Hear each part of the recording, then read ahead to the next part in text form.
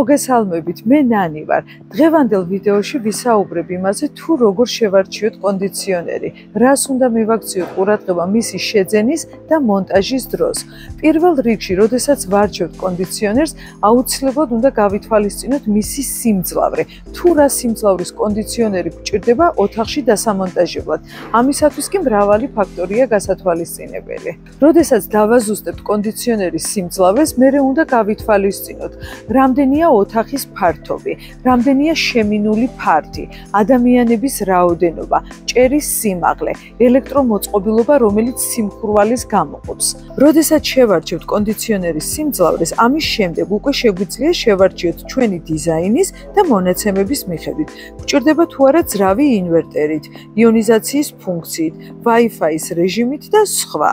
კონდიციონერის დამონტაჟების დროს აუცილებელია წინასწარ განსაზღვროთ ადგილი, სადაც დავამონტაჟებთ კონდიციონერს, ასევე მნიშვნელოვანია გარე ბლოკი, არავითარ შემთხვევაში დახურულ სივრცეში არ დავამონტაჟოთ და მაღალი სიმძლავრის კონდიციონერის დამონტაჟების შემთხვევაში აუცილებელია გქონდეს სქელი კაბელი მიყვანილი კონდიციონერამდე და უშუალოდ ინდივიდუალური ჩამთველი გქონდეს თვითონ კონდიციონერს. თუმცა არის ხოლმე შემთხვევები, როცა საქმე გვაქვს არასტანდარტულ მონტაჟს. და ამ შემთხვევაში შეგიძლიათ ისარგებლოთ სერვისის მომსახურებით, რომელიც უფრო დეტალურად ნახავს თქვენს ადგილს და გირჩევთ თქვენთვის ოპტიმალურ ვარიანტს. ასევე აუცილებლად გირჩევთ კონდიციონერი დაამონტაჟებინოთ ავტორიზებულ დილერს, რადგან არასწორმა მონტაჟმა შეიძლება გამოიწვიოს ისეთი შედეგი, როგორიცაა ხანძარი, წყლის გაჟონვა და სხვა.